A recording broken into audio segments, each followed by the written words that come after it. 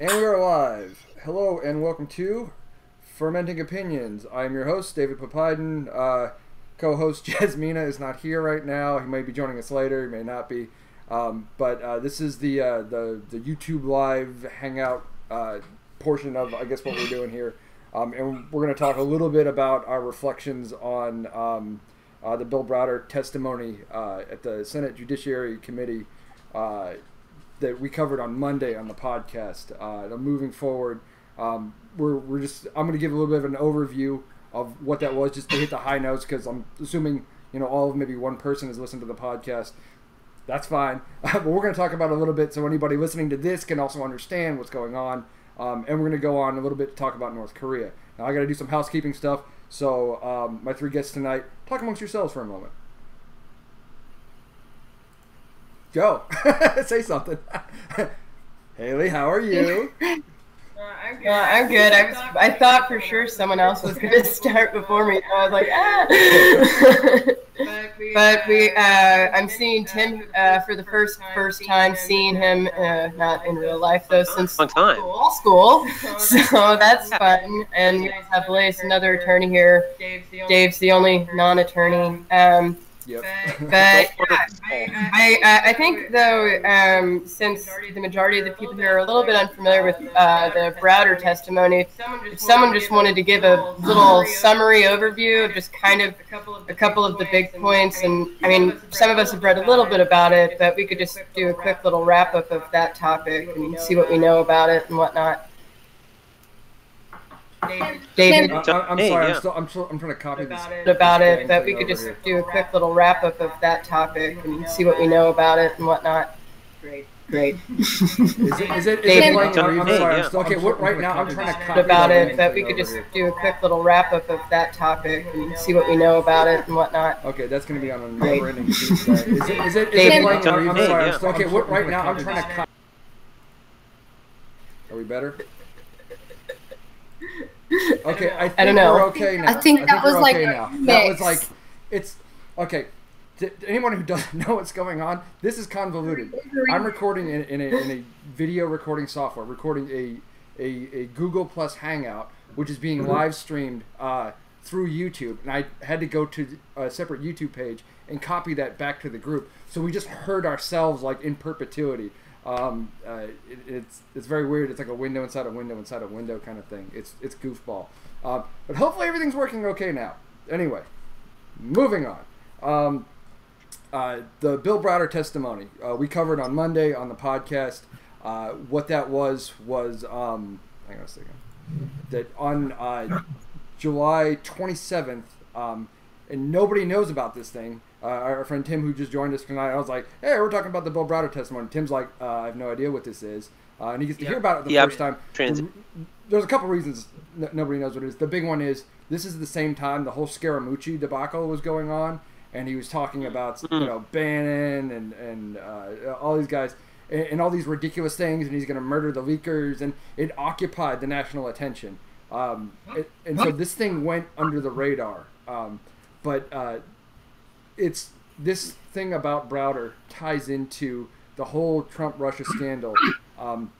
It's based on his testimony and the Magnitsky Act, which is something that was sort of his brainchild. I'm going to give just a really brief overview. This guy, he used to operate out of Russia in like, I can't remember the exact nature of his business, but he had, I don't know, like investment dealings and stuff like that with Russians. He's a U.S. citizen, but he was operating out of Russia and England, and he hired a lawyer because he was noticing sort of, and this is sort of like a dumb moment, so much corruption going on in Russian business. There was oligarchs that were basically embezzling tax money, that they were engaged in graft, they were engaged in extortion, and all these dirty, horrible things. And this is like mid to late 2000s. Okay. So he hires this lawyer, this Sergei Magnitsky, to go and uncover all this stuff. And so he goes to Putin with it, saying, hey, look at all these guys are doing awful stuff. And Putin says, oh, okay, so we're going to crack down on these guys. And so he takes sort of the biggest fish of all these sort of, think mafia, all these oligarchs, the biggest fish, he sticks them in a cage in a courtroom and just, absolutely, he makes an example out of him. Right? This guy goes bad. So all these other oligarchs go, well, I don't want that to be me. This is all according to Browder's testimony, by the way. Maybe push back, maybe call it crazy, call it a fabrication, call it whatever you want. But this was per his testimony. And so these oligarchs turned to Putin and said, well, I don't want that to be me. And Putin says, okay, fine. So you're going to give me half of what you're making. And we're just going to continue on that way. And so now, being the person, that they were going to stop all this corruption is now the chief beneficiary of these corrupt acts, right? And so when they continue to go to them, they noticed it wasn't going their way anymore. And in fact, they went and Magnitsky testified against some other public officials that were working under Putin. And what happened, in again sort of the broad strokes, is that Browder got kicked out of the country and labeled a national security threat or something like that, and he was banned from re-entering the country.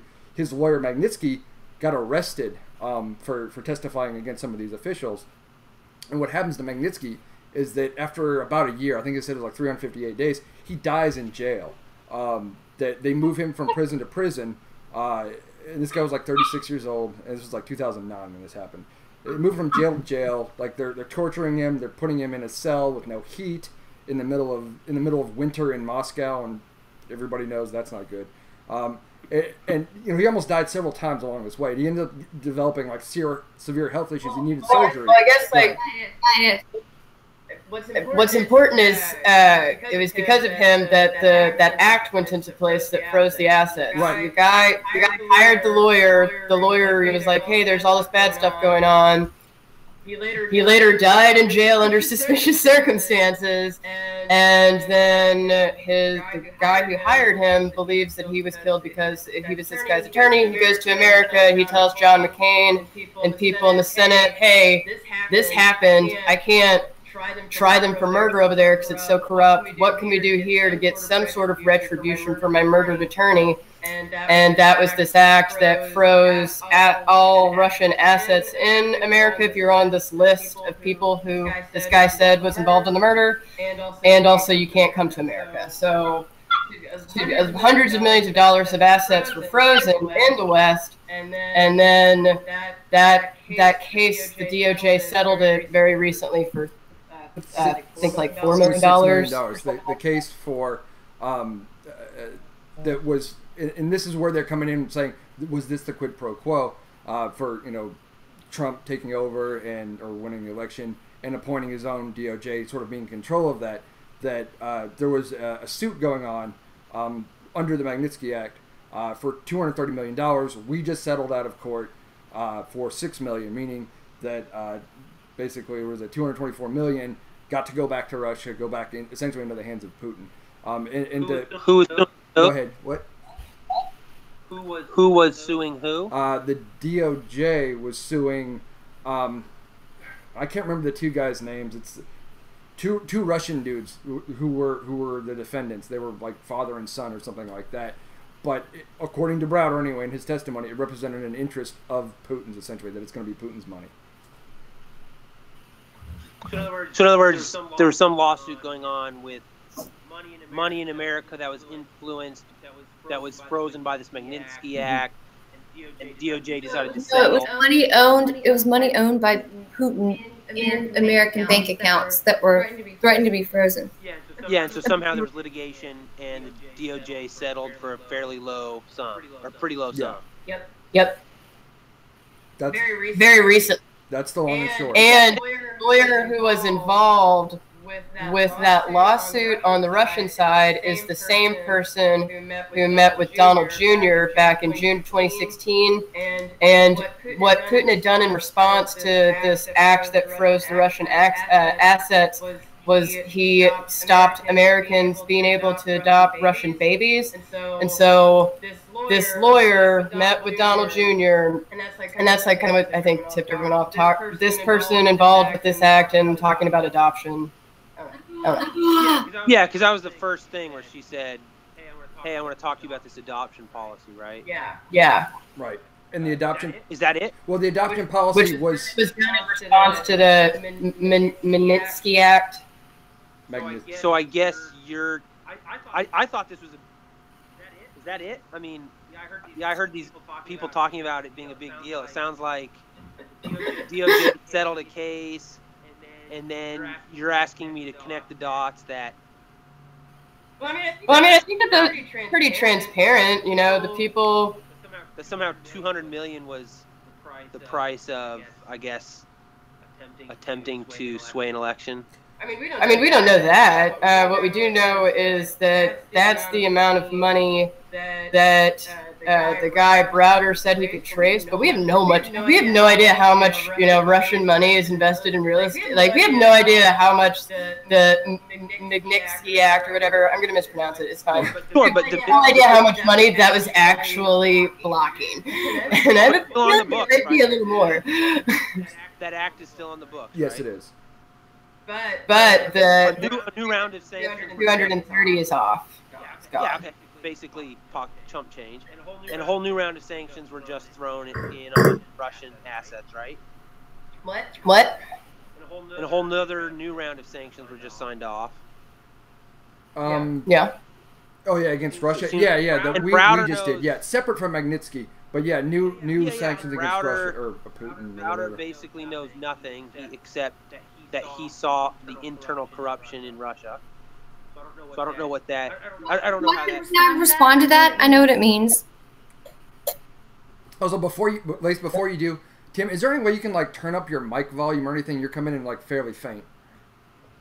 Oh, any better? I think I actually was maybe covering my hand. I'm on my phone. Oh, okay. Can you hear me any better? A little bit, yeah. Monty. We're getting an extreme close up of your face, just so you know. Yeah, I'm trying to. Everyone, what's that? Can you hear me at all? Yeah, we can hear you. You're just a little bit more. You're just a little bit more faint. I was trying to think if there's like a control panel. On this, there isn't a control panel where I could manipulate the audio levels, but we're just gonna make do. So just try to speak up as much as you can because we want to hear what you have to say. Okay. Okay. All right. I don't know where Lace got to. Yeah. Go ahead, Tim. Yeah, I don't see that as a big deal. I'm not sure what I'm supposed to. I guess the potential trouble is saying that this lawyer that was killed and his act froze money, and then Donald Jr. had meetings with Russian lawyers that discussed it, and then the DOJ settled. Yeah. So the fill in the blank is that somehow at this meeting they discussed this case, and then out of that discussion led to a DOJ settlement. I wouldn't even go as far as this. Which even if that was, I don't know how that's illegal. That sounds like government, like, hey, what do you give us on this? We want this. This diplomat says we want that. Okay, let's see what we can do. Well, I mean, my issue is like not disclosing these things in the first place. The purpose of these disclosures are for transparency. And 2016, before he was elected, the settlement happened relatively recently. I think it would have been good to know all along, for a past year, so there's transparency in the motive. Sure, but I mean, right now it looks bad. I don't know if you're like in the 2016 meeting, we're totally going to settle that DOJ case after Donald Trump becomes president. I don't think they said that in June of 2020in. So then what do you think? It's just bad optics? I think it goes. It's a little bit just bad PR. It's a little bit more than bad optics, in my opinion, anyway. And I don't know if we painted a whole picture about this Russian lawyer, this Natalia Vasilnitskaya or something like that. And apologies in advance because I probably butchered that. But she's the one who met with Trump Jr. She's the one who was the lawyer for the defendants in this basically Magnitsky Act case that was I guess civil asset forfeiture type thing. Also, the same person who came here in I think 2014 set up a company, which is essentially a PR company, to have to fight against the Magnitsky Act and to try and fight and have it repealed. Okay. So I mean, I fully accept that she probably was talking about the Magnitsky Act. I mean, to Trump Jr. I mean, like, so basically she's lobbying on behalf of Russian interests. That seems pretty normal. Like, that's kind of what happens all the time with everyone, where people are like, hey, we don't like this act. What can you do? Right. And they go find powerful people. So I don't see how there's anything even potentially wrong with that. Well, there's a yes and no to that. That she was here essentially to do that originally. The problem was that she didn't register as a foreign agent when she came here to do that under the FARA Act or something like that. Okay. Yeah. And so... And then she lost her visa, and then she got it back or something. There was... I'm not aware of that, but... Or there was something with the visa. But, anyway, and so she's... I just assume that's kind of the way the government does business and has always done business in administration. That people with agendas meet with powerful people, and they try to get concessions out of them. Right. Now, outside of the Trump Jr. meeting, I would say, we can chalk that up to... Melissa just commented. Oh, yeah? Trying to join. Okay, I hope she does. I hope she comes in. This will be interesting. But outside of the Trump Jr. meeting, I can kind of see what you're saying, that she's here because it's bad for Russian business, right? The business happens to be pure corruption, but neither here nor there. That's a business interest of theirs. And we can I guess hem and haw over the ethical implications. But you're right. Fine, business as usual. I think the difference is with regards to the Trump Jr. meeting is that per the emails that he was promised, Trump Jr. was promised dirt on Hillary, which is, and this enough, I think, to me anyway. And I'm not the lawyer. I'm not, I stayed at a Holiday Inn, but I'm not a lawyer. That would be evidence of collusion of I think was it campaign fraud, because he's being offered something of value. I have no idea what's going on with your camera, dude. Sorry, I had to plug my phone in. Oh, that's cool. Sorry, all right. Yeah, slow your camera down for a second. Don't move it around because we need to catch you up a little bit. I'm gonna. No, I heard everything. Okay, good. Are we back? Okay. So being offered something of value. This is apparently like a campaign finance law thing. That someone tell me. Yeah, I'm definitely familiar with that. Being offered something of value, not necessarily like. I mean, I guess you could put monetary value on information, but being offered something of value towards a campaign in exchange for some kind of quid pro quo. What it looks like, again, that's optics and it's not proof, is that the quid pro quo was to softball this DOJ case and perhaps others, and perhaps to remove certain names that have been named on this Magnitsky list of people who can't come in, whose money is no good here, essentially. That could be part of the quid pro quo. And this is per Browder, and he was very adamant about it. And if you're really interested in seeing more, we've got on our webpage, I've linked in the show notes, there's the video, but what the open Browder, testimony. Yeah, but he doesn't know what happened in that meeting. He doesn't know anything other than the Trump Jr. meeting, you're right, he doesn't. Yeah, all he knows is Russia's corrupt, and one of his friends died because of Russian corruption. No, it was Putin. It's Putin that's corrupt. Yeah. The leader of Russia by a mafia and illicit ring of thugs. Yeah, that whole country is corrupt from top to bottom. Yeah. Yeah. Even more corrupt than we are. I know, and that's saying something, right? Yeah. Look, you're right. Look, we're super corrupt. You're right on that. But anyway, so I guess Tim, essentially you're and it's good because I want a skeptic to push back on this. The whole time I was recording the podcast, I was going, do I need to put on my tinfoil hat here? Is this trying too hard? Is this, are we in Area 51 now with how far reaching this thing is? There's no connection. What you have is you have what could be argued is a benefit accruing to Russia, and that they. But I mean, I think. Have you looked? Does anyone looked at the actual litigation? How strong a case did the DOJ have? Maybe the DOJ had a really sucky case. It's my understanding, per Jasmina, who's not with us, that it was pretty much a slam dunk case. He said in the podcast recording anyway that this is like someone could pass this with their eyes closed. They could open and shut this. Okay. That it was overt. Yeah. So you've got a potential benefit to Russia on one end, and on the other end you have a person who I guess I don't see the connection. I don't see any evidence of one has anything to do with the other. Like, I think it'll.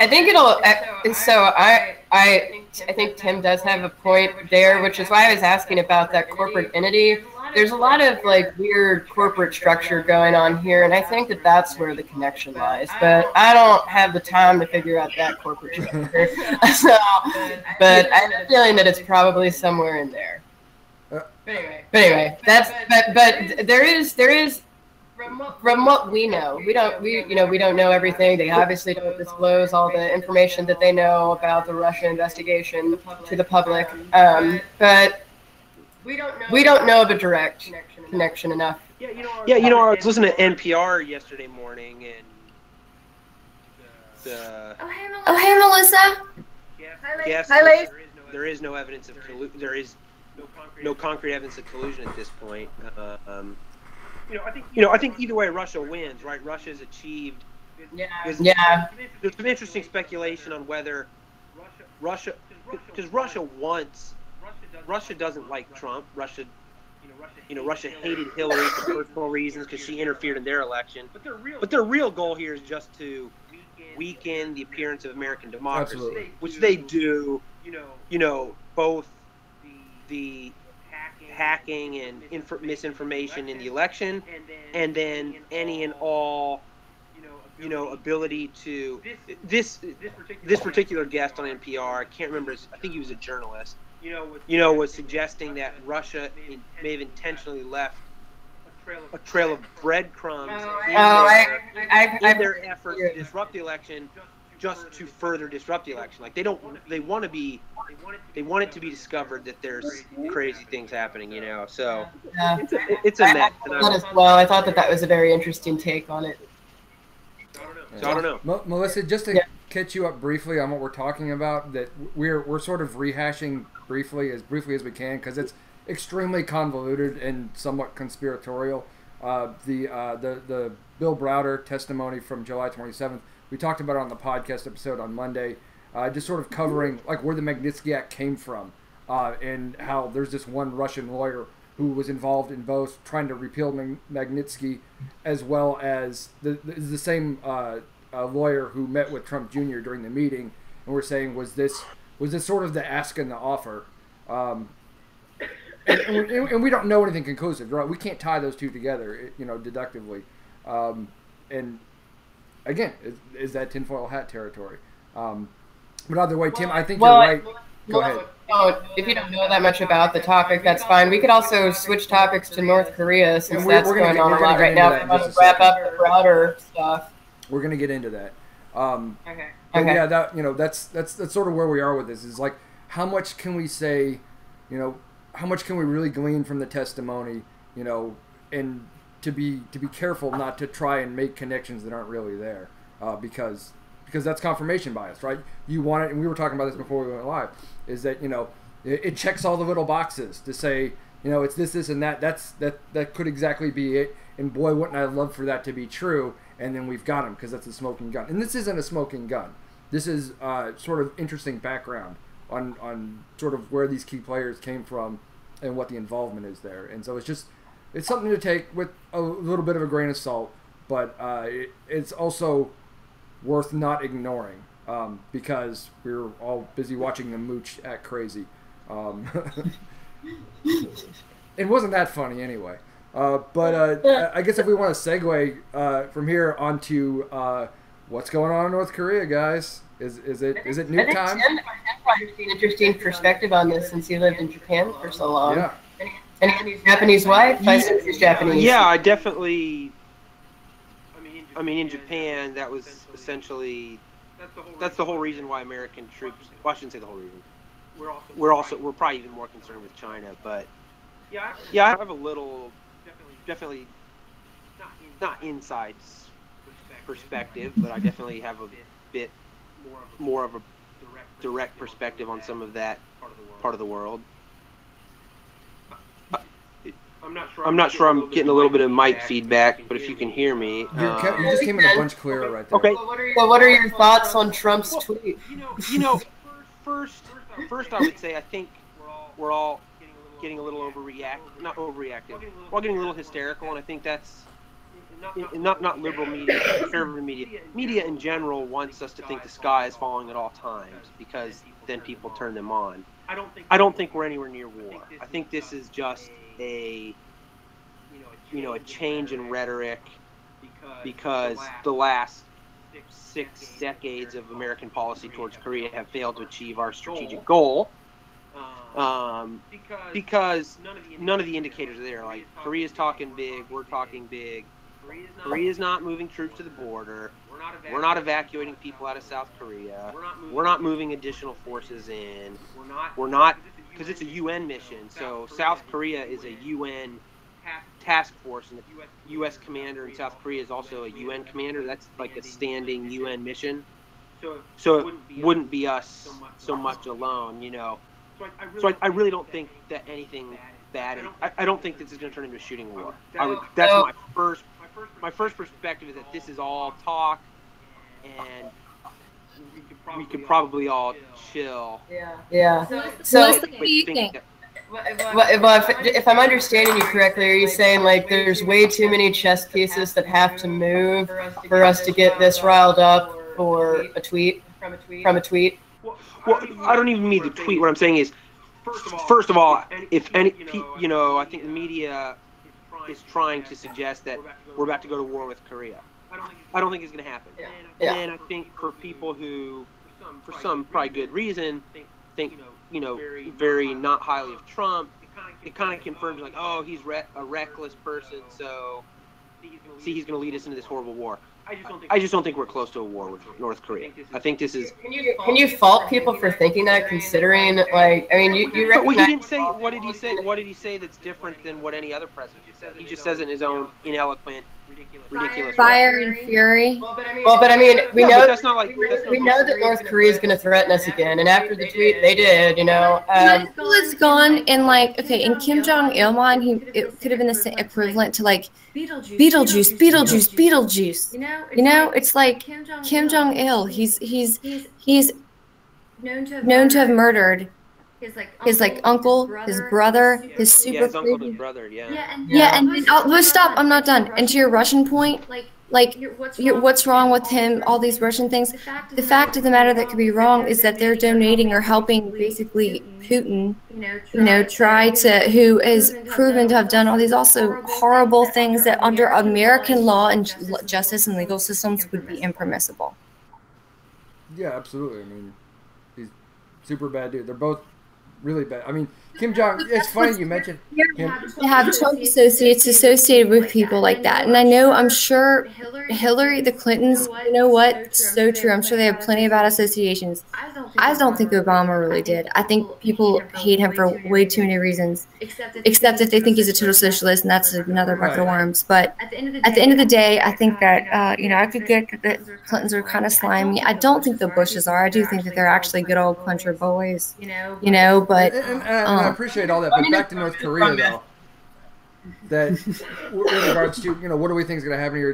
Tim's pretty skeptical. You're saying, I think, to sort of rehash what Haley said, that it doesn't seem that likely because there's too many pieces that have to move.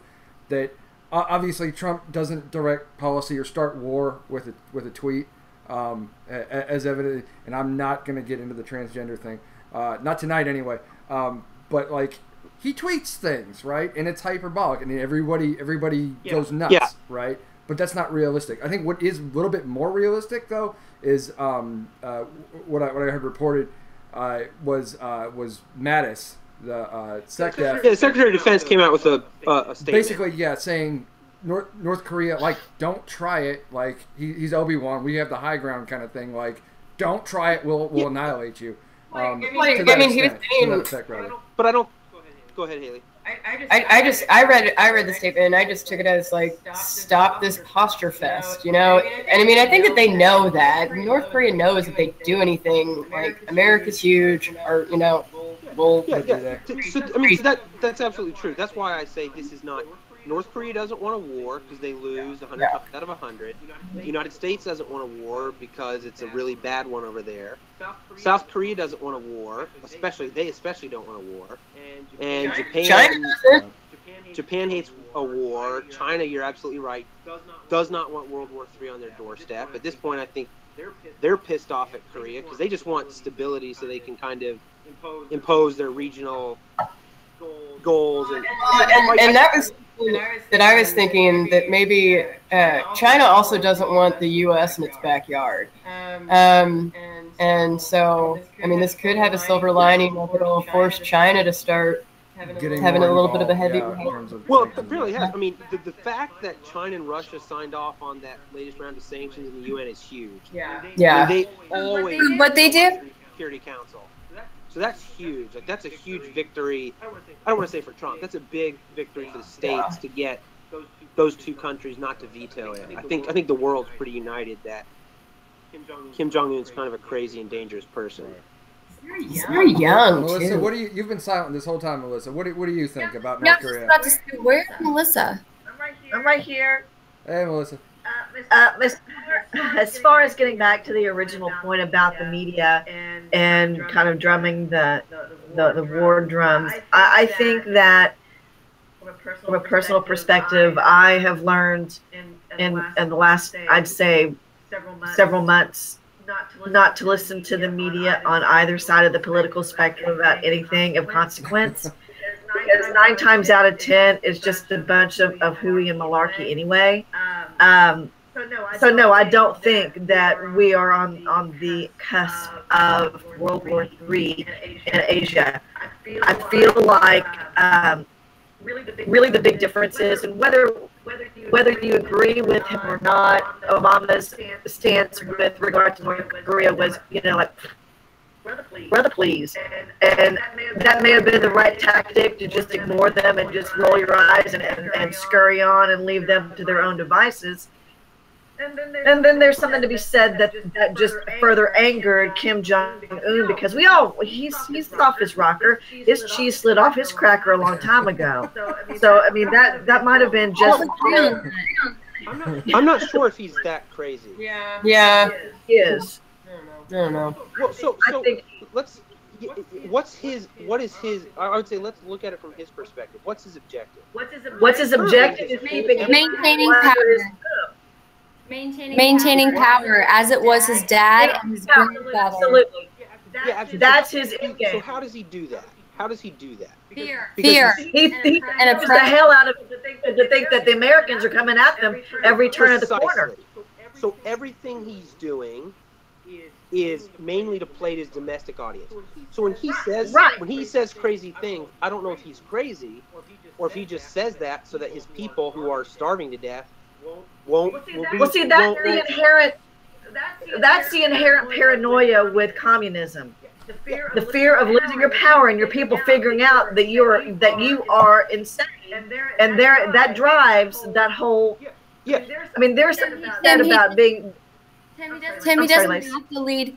And I hate to cut you off, but I just thought about something he just said. They don't have to lead by fear, by like cutting off supplies. They could still lead by fear and still, like, at least not lead their people to starvation. If you're saying they want to, I mean, maybe what you mean is that he's leading by hurting his people. What I'm saying is his people are starving to death. If he doesn't have an external threat, they'll realize that they're starving to death and revolt. So he's got to keep them. I don't see that, because they cut off internet access to North Koreans. They don't know what the outside world looks like, and that's by design. And that paranoia that Kim Jong-un and his father were under, that will drive you to madness. And if you think that there's danger on every corner, you're going to see danger where there is no danger, and it's going to drive you insane. Believe me, I work in behavioral health care. That's an interesting. I mean, Saddam Hussein was essentially that same sort of paranoid level. In the same vein, sure. Well, the other thing I would say is, so one, he needs to keep his people thinking that the U.S. and South Korea are imperialist threats, and then two, he wants nuclear weapons this I think is the ultimate judgment call that has to determine our strategy. Does he want a nuclear weapon because he knows it ensures his survival, because at that point he's untouchable? Or does he want a nuclear weapon because he actually has designs on recapturing South Korea and starting his own little war? I think he wants it so that way he gets a seat at the big boy table. Like he doesn't need a nuclear weapon that can reach the United States. All he has to do is no, he doesn't. All he has to do is have a nuclear weapon that reaches far enough to attack one of our allies in the Pacific, which he already does. And there you go. He could nuke. So I think the reason he wants to be able to threaten the United States directly. But I think the key question, and I do not know the answer, is why? If you think that all he wants to do is, like Haley said, get a seat at the big boy table and kind of an insurance policy on regime change through military force, then I would say him with a nuclear weapon is not a game-changing threat. But if you think that he actually would get it and use it, then you're kind of forced. If that's what you think, then you kind of can't let him get that capability. So I think that's the key question. I think that's what he wants you to think. And absolutely. I think that the U.S. has been trying to overthrow their government for the past 7 decades, and now they have some muscle and maybe want that to be respected. Yeah. So you either have to deal with them now. This is why it's a problem. You either have to deal with it now, or you will never be able to deal with it. So that's why I said, part of me thinks that he would get a nuke and he'd never use it because he just wants to sit there and be his own little dictator. In that case, then it's kind of like, okay, you get a nuke, we're not starting World War III over it, and we'll just, try to keep you locked down with sanctions until you collapse. But if we think, if the judgment call is he gets it, he uses it, then you kind of have to do something, and not necessarily military, but you have to do as much as possible. And then the question is, do we want to take the risk? Yeah. Do we want to make the judgment call that no, he will never use it, and now he can hit Chicago or LA with the nuke? I think that he's banking on people never wanting to take that risk. Yeah, I think it's and so it's a bargaining chip. When we talk about it's just a matter of that's sort of what I'm ascertaining from this, is that he wants everyone to think he's just batshit crazy enough. The only thing he wants is this nuke, and as soon as it works, he's gonna fire that thing. And he wants everyone to think he's really gonna do it. Yeah, that's what he wants. Unless we make some concessions. I don't think he's playing the game that he wants people to think he's batshit crazy. I think he is just that batshit crazy. I don't think he is. I think he knows exactly what he's doing. That's interesting. I think he's like a with nuke. I mean, he's probably a little bit emotionally unstable. Yeah. But I don't think he's under a lot of stress, probably.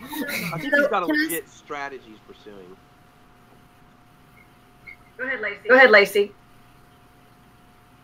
Look, I just think that I've done a lot of reading about what he does to his people, and a lot of reading about written by people that have gone into North Korea and come out, and they've even smuggled pictures. And I always feel bad because every picture I see, I'm like, man, as long as it's on the internet, I'm sure he figures out who it is and murders those people. But the life that he makes his people endure is so horrible. But supposedly they have a robust military. But what's crazy is that they always, there's this one part of Korea where they have this anti-American museum. And this is true legitimized, I've seen pictures of it, where basically the whole thing is propaganda about how the U.S. has always made us threats, and the mighty ruler will kill them, and they have statues of the grandfather, the dad that just died, and Kim Jong's going to be the next one. It's a dynasty, and they have this whole propaganda museum against anti-U.S., and it's just, I read that, and then and this was written years ago, or before Trump ever became president, and I just hear what Trump's saying, and I'm just he's literally just the stuff that you could have read and originally thought when you read it, this would never be believed by anyone if any of those poor Koreans could just see an actual real news show ever that isn't from Korea TV. And Trump's feeding into that. I mean, he's just so what should the president of the United States say when the leader of Korea says we will strike Guam with a nuclear missile? What should the president say? But cause and effect. That was the effect, not the cause. What was the cause? I don't. Trump. Oh yeah, Kim Jong-un said something about blowing us up, and then that's I think I'm sorry, Melissa had a good point. The cause was Trump said, "I will rain down fire." No, but he didn't just say that on his own. That was in response to specific another round of North Korean threats. And I think Melissa's right. The Obama administration, I think, tried to ignore it, not ignore the problem, but take the approach of we won't respond because. Yeah. And I'm not saying that's the wrong judgment call. Because they make a lot of threats all the time. Yeah. So, but then also, if you were coming into the new administration, you'd have to acknowledge that the Obama and Bush approach completely failed. They did not achieve our strategic goals. So therefore, you could also make the reasonable evaluation. Maybe we need to start responding, ratchet up the rhetoric, actually scare this guy. Because here's the one thing. The one thing about Trump saying nutsy things is Kim Jong-un has to evaluate, is Trump serious or is he faking? And so now you play. Now I don't know if that's. No. I hate this chess game. Are they like cooking the same cloth a little bit? Like when Trump tweets crazy stuff, it's like, do I take that seriously or is he gonna walk it back? You know. And the same thing with Kim Jong-un. Kim Jong. He's a guy who executes people with an anti-aircraft gun, right?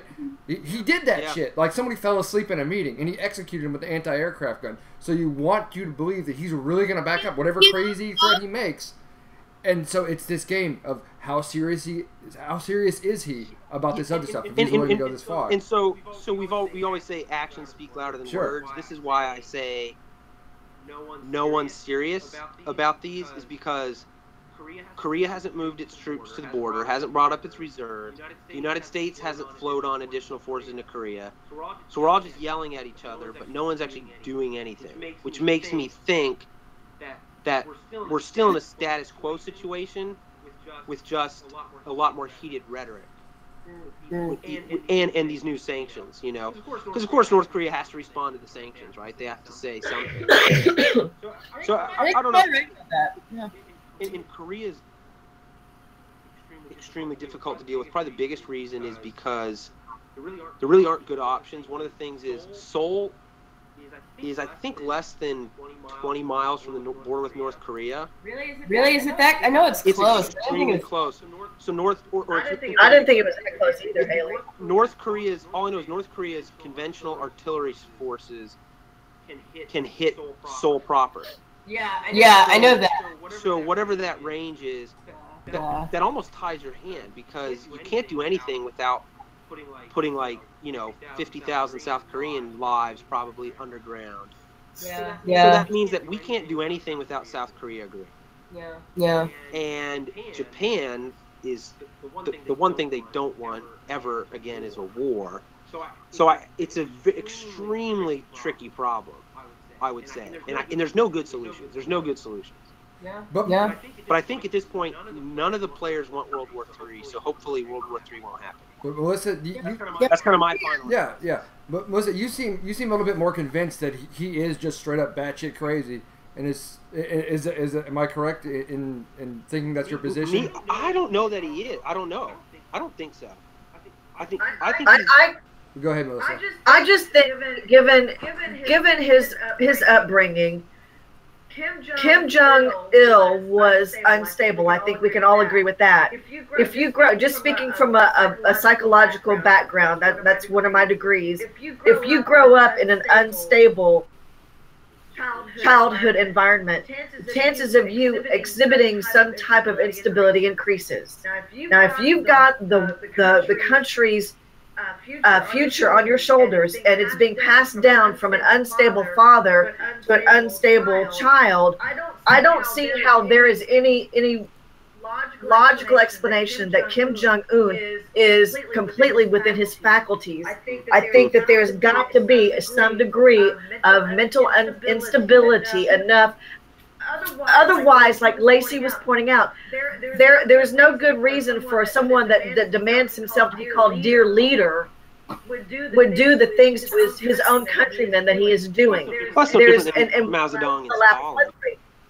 There is paranoia, and it's there. And I have to say that I don't think that. I mean, there are other communist nations around, Laos, Vietnam. There are other communist, the capitalist communism of China. There are other communist nations in that area that do not treat their citizens nearly as bad as the citizens of North Korea are treated. And the reason why they're treated that way is because he doesn't want them to find out what the real world is like and what America's really like. And he's just batshit crazy enough to believe that paranoia, if they found out, they would revolt. Well, they may well revolt, but I do think that he has got more than a few screws loose. And I think you so then, do you think? Let me jump in here. Go ahead, David.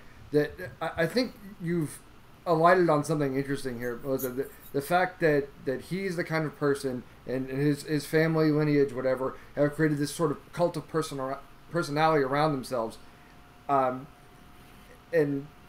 the way he runs his government, the way he runs his people, that it's only the product of someone who's mentally unhealthy, and has learned mentally unhealthy, a culture basically that's damaged, emotionally, mentally, what have you.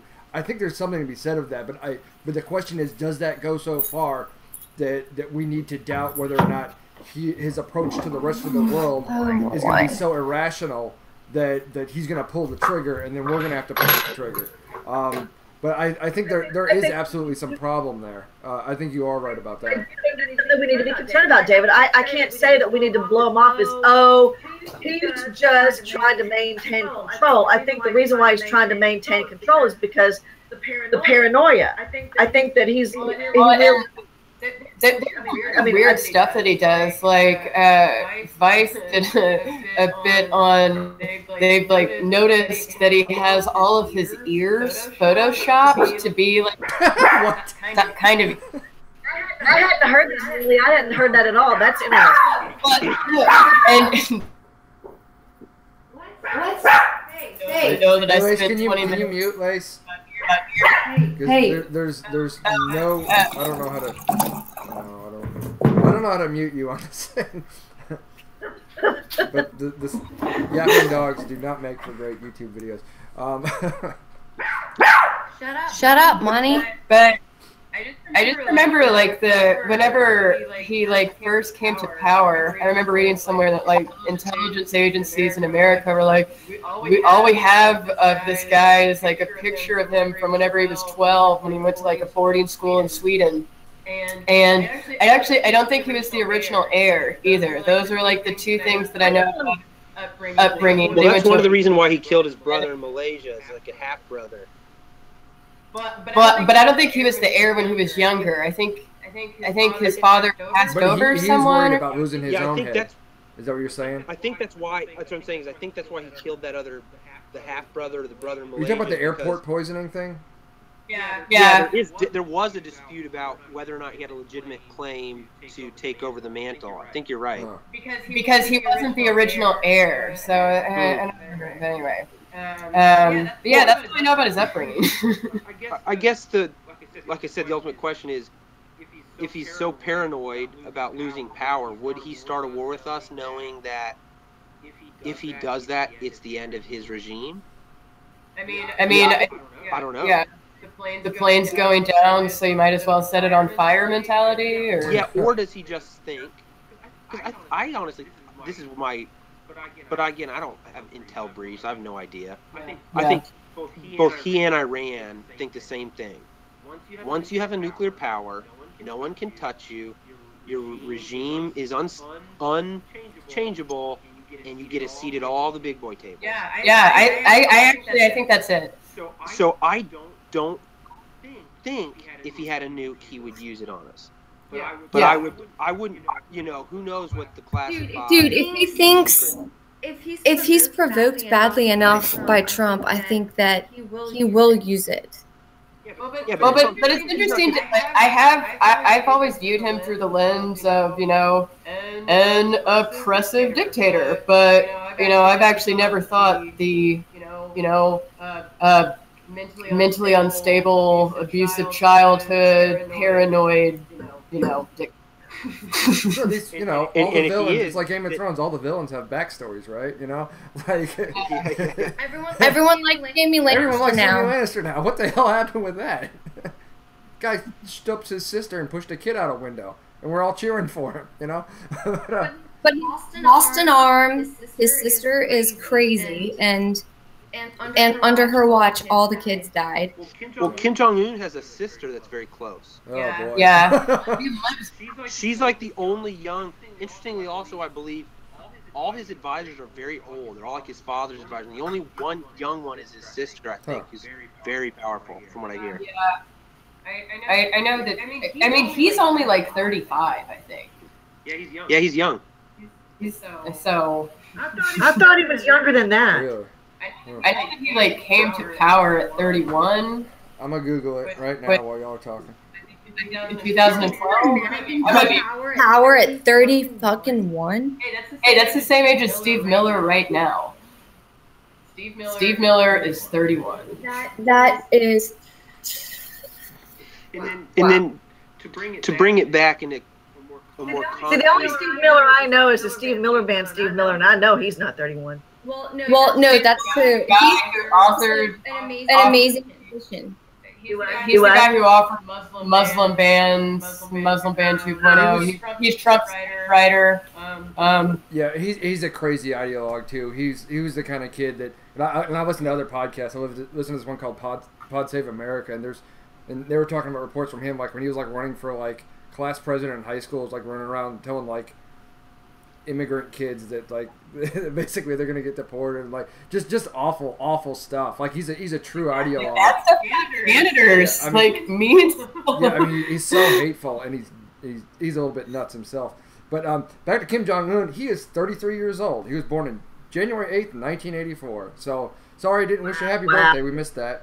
Don't nuke Columbia, Tennessee. All right. Terrifying. But I do think the one concrete thing that I think you could gather from things that Trump, Tillerson, and Mattis are saying is that if I had to guess, it's almost like the administration has made the decision that they're not willing to accept North Korea having a credible capability of striking the United States mainland with a nuclear missile. Yeah. I'm not sure what they would do, but I think if you read between the lines, they seem to be drawing a stealth red line. I don't know if that is. That's the only concrete that's an thing interesting. I mean, and if assuming there's anybody irrational at the helm in North Korea and what their designs are, that it would seem to me their best strategy forward is to actually achieve nuclear capability, but not where they can reach the U.S. for it, because if that's the red line. Well, we want to be able to say, well, we can hit South Korea, we can hit Japan, we can hit China, we can cause all kinds of chaos in the region, but we can't get to you. Yeah. So we have the bargaining chip, but it's not such a dangerous bargaining chip that we have to go in and try and be preemptive about it. So then, what's the exit ramp on this rhetoric? 'Cause that's one thing, right? Like rhetoric. Hey, Chris. Rising. Join. Oh, hold on. Like, this is turning into a big old thing, hasn't it? We started at night. There was just the three of us, and I was like, should we even do a hangout? Well, we told them we're going to do a hangout. We need to try and at least do 20 minutes, and now we're like full into this thing for like an hour. And that's great. But I'm sorry, Tim. Back to what you were saying. Tim. I was just saying the thing, when rhetoric rises and rises, it takes on kind of a life of its own in that every rhetoric is now tied to credibility, and when you start making threats that don't follow through. So I feel like, and I assume this is what the State Department and DOD people are doing, is what's the exit ramp? Because we can't just stop, right? We just can't concede. We have to have at least some face-saving method to say, here's a concession North Korea gave to us. And North Korea is not going to back down unless they can say, well, here's the concession the U.S. and Japan and South Korea gave to us. So I don't know what that concession is, but hopefully we can find the exit ramp. Whether it's some sort of...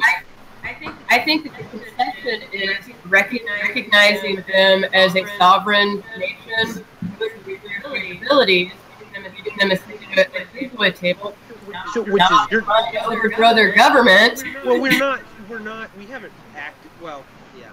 So you're saying that we just let them have it? Just say, yep, you're a nuclear power. Let's see what the world. I think it's going to be more like. than that, though. I think that's a scary. I mean, what you're advocating is essentially capitulating. And I'm not saying you're wrong. I'm just saying that. Well, I mean, that's a scary thing. All of the options that we have right now are not just bad; they're utterly horrible. And other option is millions of Koreans being murdered. You know, based off of the actions of what we know as a dictator and everything. Billions of people dying. But if you let him to the big boy table and he gets that money and he completes his nuclear program, and LA gets not that. I mean, not the entire big boy. Well, not everything, but he's gonna get. If he gets diplomatic legitimacy, then it's certainly not gonna stop his nuclear ambitions. Then what happens if LA gets nuked? Then where are you at? And I think that's why it's really impossible. It's like an act of war. Yeah, I mean, well, that doesn't help. That doesn't help the fact that LA is a burning home and 1 million people died. You know.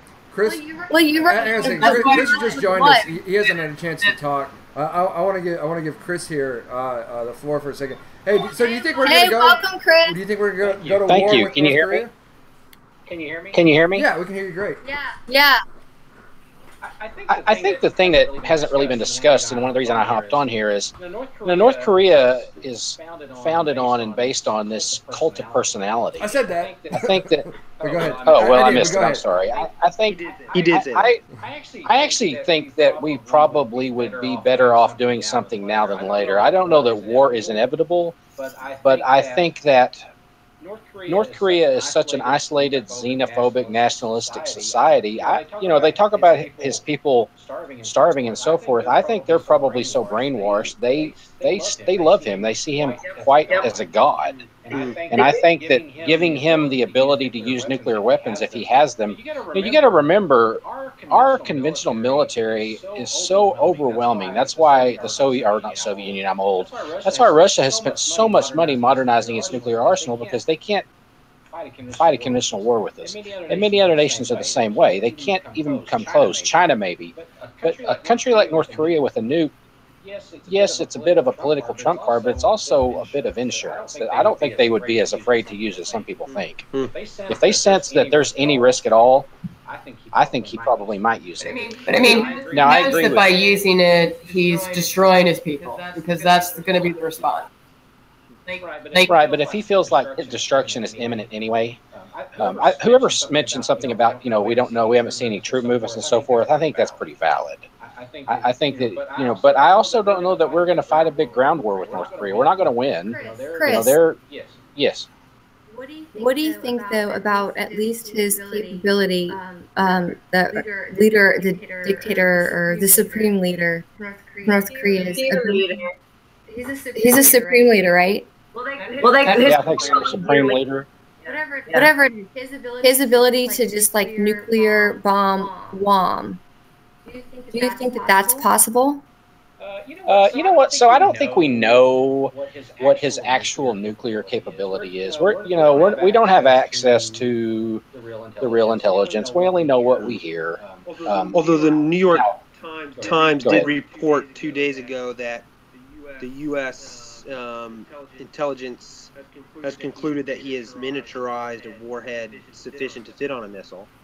Well, yeah, but I mean, we just don't know. I mean, we don't blow up in the atmosphere. We don't actually know. Yeah, I'm just saying that's a pretty big step. And now you're left with things like, we don't know. Maybe it blows up in the atmosphere.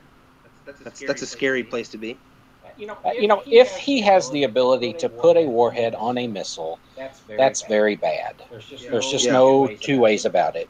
If he doesn't, now is probably a better time to do something than when he does.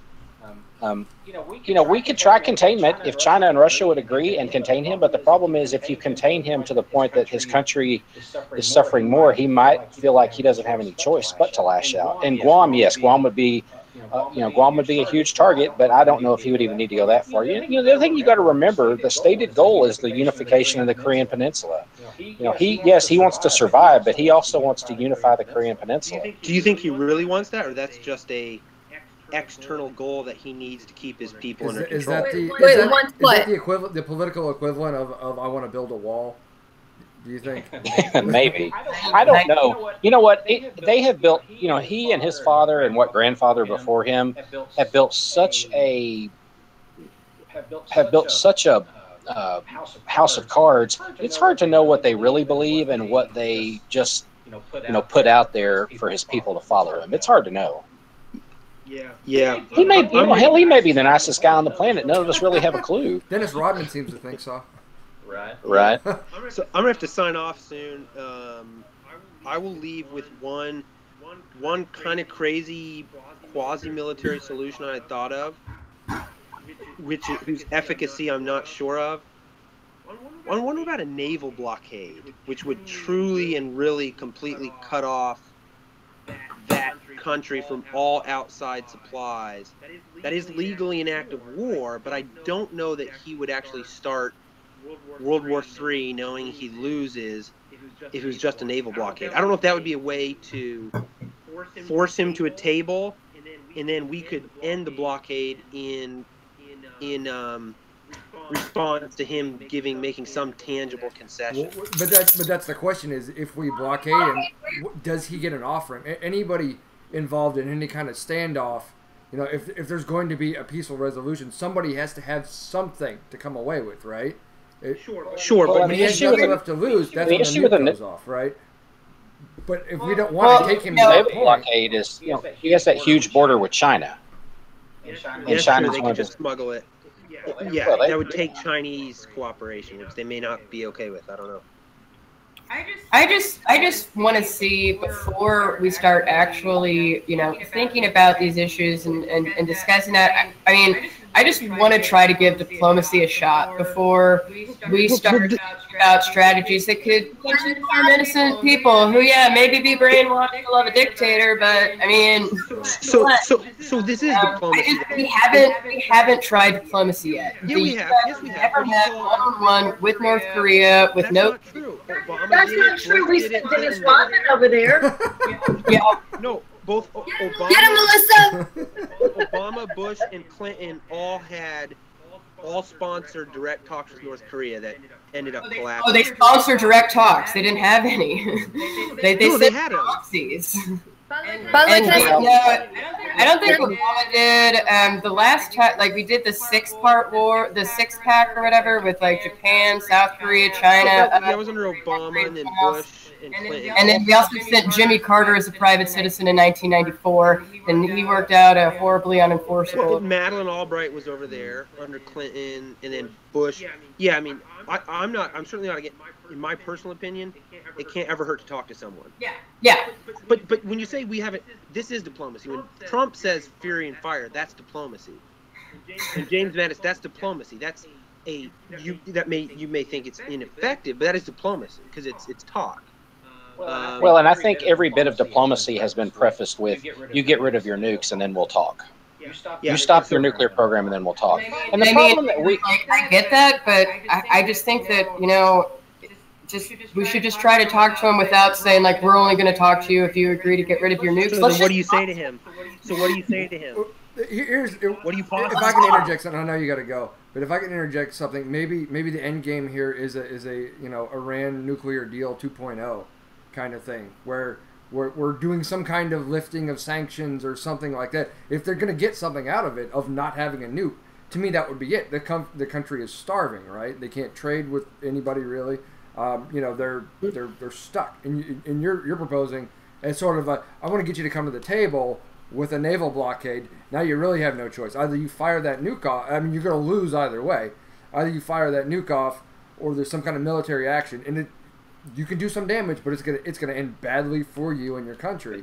But so if you lift sanctions, we come to the table, we negotiate. They stop their the equivalent of stopping their centrifuges kind of thing. Why would they do that? For lifting of Well, sanctions. they might not, but I think that the chance that they might not be reasonable negotiators, it doesn't work. Doesn't mean we shouldn't at least talk to them first.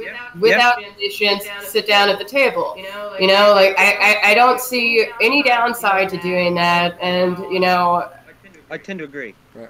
Yeah, and I'm saying because right now we're trying to isolate them as much as possible. We're trying to starve them out as much as possible, so that they collapse under their own weight.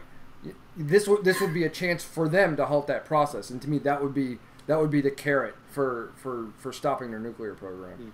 But I don't know. We won't know unless we try that. Very long time it doesn't work. I think you would probably see that China's been doing that for a long time. That's one reason China hasn't completely closed them off. I think that's the other thing too. I think we have to be careful comparing North Korea to Iran. Iran is the second largest producer within OPEC. They have a huge economy to worry about. North Korea has nothing. They can't even finish that big hotel that looks like a pyramid over there. I mean, so I didn't know about that. I think the structure is in decay. I've researched this so much because I wanted to know, like, what is going on to the people of North Korea, and from all accounts, it's just brainwashing. I mean, the kids can only watch and learn about the dynasty of the Kim Jong people, and it's just the people. It's depressing. Yeah. This is, yeah. I mean, that it kind of goes without saying just how awful things there are, culturally, educationally, this is a country that it's, this is like the Mississippi of world powers, right? Like, hey, don't insult Mississippi that much. Who just dropped out there? That was Haley. Oh, she had a bail. You had to bounce. Oh, okay. We'll see you, Haley. But yeah, so thank you. Is there a way to turn this around? I would really like there to be. We don't, because anytime we talk about going to war, and there's the jokes that we're going to crush him and this and that, but like we're still committing American lives to this. Like, if we could not do that, I would choose to not do that. Yeah, and Korean and Japanese Absolutely. lives too, because a lot of people would die. A lot of people would die really quickly.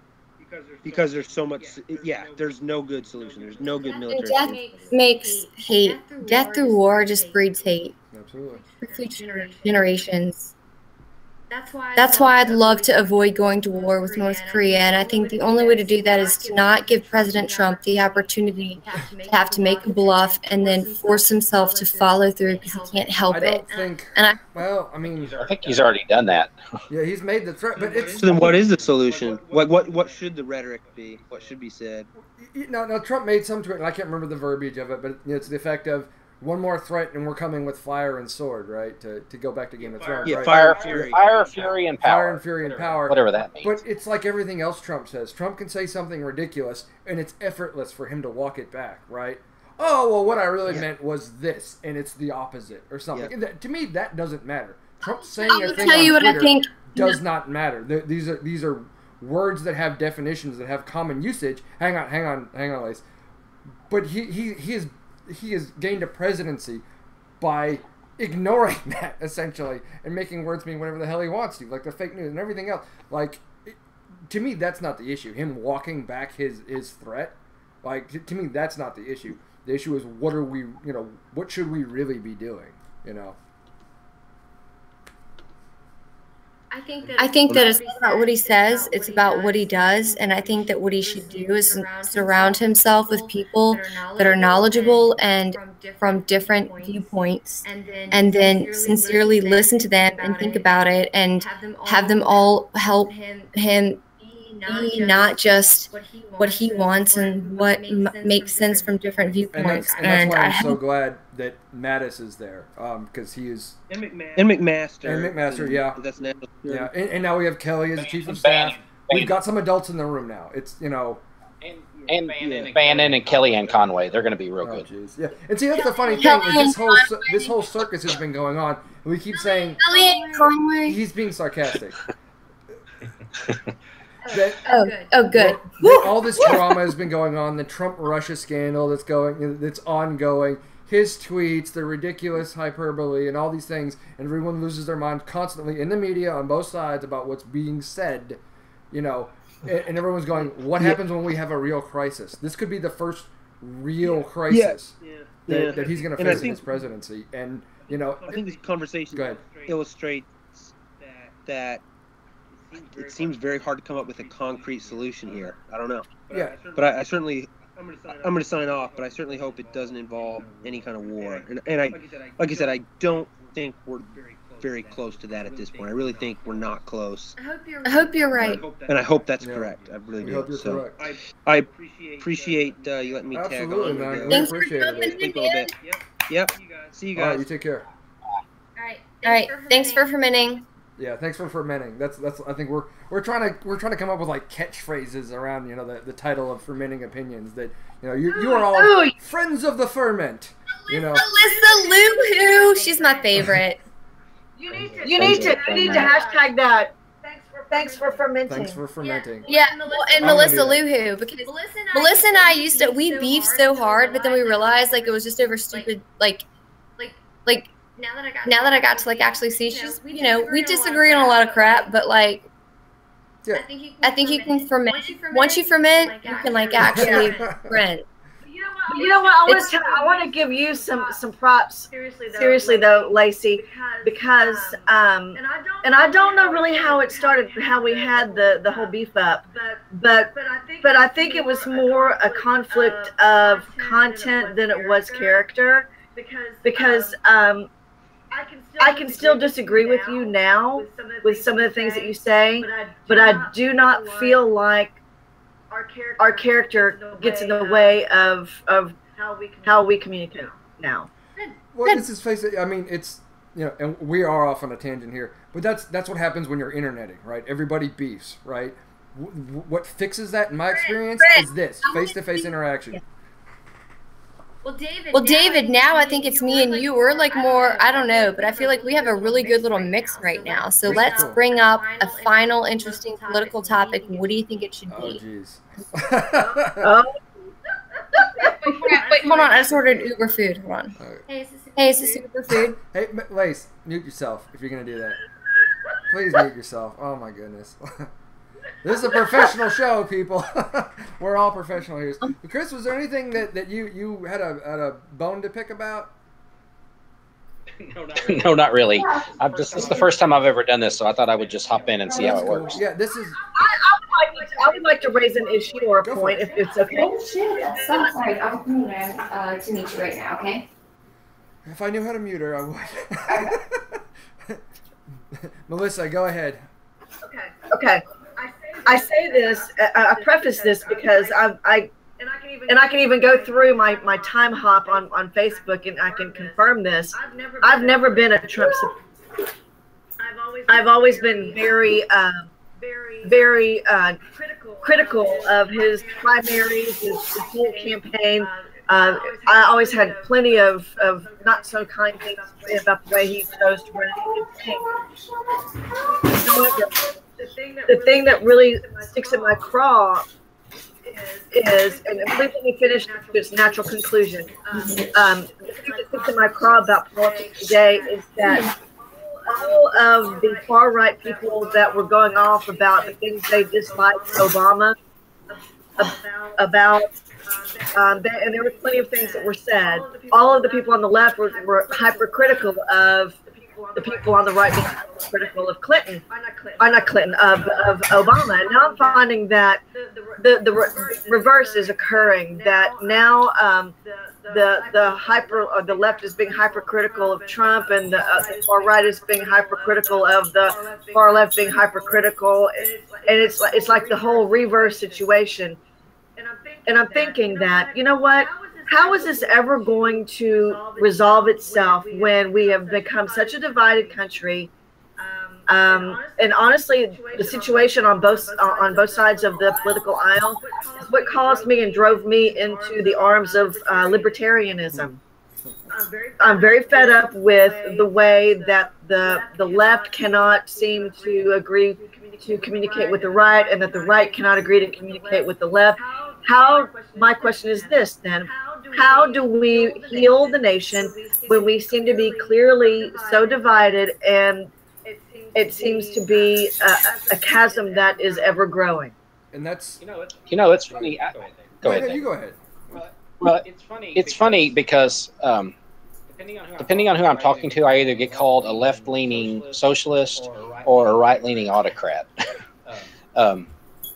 Because I think you're right. I think politics has come down to a game of ping pong. Trump's side has the ball, and in 4 years or 8 years, we'll toss the ball back across the net to the other side, and they'll do their thing for 4 or 8 years, and people will get mad, and we'll just continue this back and forth because that's kind of what politics has become, very sort of, I don't know, almost more primal in America. And I think when I talk to Trump people, I'm just flabbergasted. And I get slammed all the time because I really have a tendency to call Trump supporters idiots because and it's not that I completely disagree with everything he says. I just can't, his character and integrity, I'm out on that. I hear all the time talking about this stuff with the Russians, that nothing he did was illegal, and that probably is going to pan out to be true. But if we hold our leaders just to that bar of legality, I really feel like we need to hold people to a little bit higher standard of what's right and wrong, not just what's legal. So I agree with you. I don't know. I call myself a libertarian. It's hard to be a libertarian when you advocate for single payer health care. But in most aspects, I'm pretty libertarian because I think government's so broken. I just like to see less of it. Amen. I'm not for single payer, but I feel like it's broken to the point that we're never going to find a moderate middle ground between the two major parties, and that saddens me because I will go ahead and date myself. I am 47 years old, and I do remember a time when we didn't know our friends' political affiliation, and that didn't determine the type of friendship we were going to have with each other. Yep, I remember. I mean, I agree, and I don't know. I think we're probably in the second half of the rise and fall of the American Empire history book. This happens. This happens in all empires, and it's going to happen to us. And it probably will be like the British Empire, a slow decline. But I don't see, that making America great again. I don't actually know what. Are we still fermenting? We're still fermenting. And are you okay? Muted your microphone, and we heard all that clanging around. Yeah. So I was worried that the apocalypse was occurring at your house. Me? New Orleans. Me? Yes. No, I was getting to-go food. Did the North Koreans break in? It's what it sounded No, like. I have like gyros, chicken, and baba ganoush in my house. But I also heard Love Katy it. Perry in the background, so I know Kim Jong-un was there. Not for me. If you don't get the joke, Well, that's hey, okay. I had a Greek salad earlier this evening, so there you go. I just rounded out your meal. I haven't had anything but whiskey for dinner. So, now that you're Japanese whiskey, by the way, Akashi's pretty good. With regards to divisiveness and moving forward, and Melissa, you guys both touched on something really important and really pressing. It's funny because I've listened to, and I am a Democrat. I attend Democratic Party meetings, and we've had candidates come in who are running for local office, and say they're running for for Congress. We have several people actually. They're going to be primaried against each other, but they ultimately want to run against Scott Desjardins. Melissa, you know who this is. I do. And he's the incumbent Republican, and so the question I ask these people is, well, how do you go to these heavily Republican, these heavily red counties, and sell yourself and sell what you're about? Because as soon as they hear you're a Democrat, it's over, right? I'm in Texas. Trust me, I understand. Yeah, you see a lot of the same things. Texas, I hear, is some parts are getting a little bit more purple, and that's interesting to me. But yeah, overall, if you go anywhere, and I would wager that the same problem exists on the other side. If you're in a heavily blue area, if you're in New York City, if you're in San Francisco, and you say you're a Republican, are you not dead in the water, right? Yeah. And to me, that's a white problem. Racist bigot. As a person who's a Democrat, as someone who's a liberal progressive, some people would call me communist, anti-American terrorist, whatever. all the way down there, you know, as this person who's all the way on the left, I want to live in a country where I could see myself voting for a Republican, you know, once upon a time. Like, that if they are representing reasonable positions and good policy, I should not care about their party affiliation. But that's not the country we live in, you know, and we live in, I can't remember if it's part of the Federalist Papers or what, you know, intelligent bygone person, that, you know, political parties, you know, this, you know, the left and right, it's motivated by a spirit of revenge so much. And that's what you were talking about, you know, that sort of, you were calling it ping pong, but it's like the pendulum swinging back and forth, that we had Obama and now Trump is a reaction to Obama, and it was all the way over here, now it's all the way over here. You know, will it ever come to the middle? And to me, the only solution I can think of is it takes doing what we're doing right here, and that's fermenting. That we're people who previously, you know, did not get along well. I won't say hated each other, but really, you know, kind of had the daggers out. You know, and you guys met once on camera, not even in person. You met once on camera, and all that was brushed aside essentially, because you had a commitment to civility here. You know, and you got to look the other person in the eye and talk to them. To me, that's the only way to fix these kind of problems. But you have to be willing to have those conversations, and you have to be careful about how you phrase the conversation. Go ahead. I also like to do it respectfully. Yeah, Melissa. And you're absolutely right, because David, you and I kind of had a similar experience too, because we live, you know, within miles of each other. We're members of some local groups on Facebook, and you and I have had some run-ins in the past. We really did. But yeah, we did. But you know what though? And I don't know if it might have been McVeigh that was the guiding light that said that, you know, once you get to know each other in person or face to face, it's very difficult to disagree or to have combative. Sure, yeah, it's you know, it's all the ugly stuff, and talking about your parents raising you wrong, and all the ugly, like, personal invective, all the ad hom shit. Like, you really want to say that to someone else when you're, you know, 3 feet away from them? Like, you don't see that stuff. Exactly. This is internet stuff. It doesn't really. I mean, you pretty much have to be a sociopath to play it that way, like in real life. You know, in real life. I think part of it too, and I have a very close friend, and we usually meet up about once a week, and he is an atheist, humanist, very left-leaning liberal, and we have a lot of philosophical discussions, and we don't agree on a whole lot, but I love him to death. I think part of the problem is, you know, it's very difficult for people to recognize the legitimacy of the other side. And I typically, probably because it's the most polarizing, is I typically, you know, I use the abortion discussion as an example. Now, I'm very, very, very pro-life. But I think there are exceptions. I think, Okay, you know, then. hang on, let me finish, because I'm not opening this can of worms. I'm using this only as an example. We're not doing an example. abortion debate tonight, guys. We're wrapping. Yeah, no, I'm just using this as an example. Go ahead. So I'm pro-life, but I think in the, you know, with the instances of like rape and incest and medical necessity, that abortion should be allowed. So I feel like that's a little more centrist view than most people on the right. Most people on the right want abortion just completely ended. It's an abomination, blah, blah, blah. The problem is that if people on the right, people on the left aren't willing to see the other side's legitimacy and give a little, we're not going to get anywhere. We're never going to, you know, it's, if I was, you know, I see the left's perspective of how can you be so opposed to abortion, but you don't give a damn what happens the minute they're born, and you're willing to use the death penalty to kill a whole bunch of people. If we can't see that from, you know, if you can't step into the other person's shoes and see where they're coming from, it's going to be real hard to ever agree. You know, I may not agree with you, but I can empathize with your position. And I don't know that there's much. Chris, first of Go all, ahead. can I just say that actually was the most heartfelt reason to be pro-life that I've ever heard. The fact that you're gonna at least accept that you're going to admit that it's kind of hypocritical to not want to help kids once they're born, or poor mothers once they're born, or be pro death penalty. And what he, but I'm sorry, let me cut in here. And what I think that you're recognizing here, and you're thanking him in that. The thing is, he was given the opportunity to express some nuance in his position. He's not just saying, "I'm pro-life, shoomp," you know.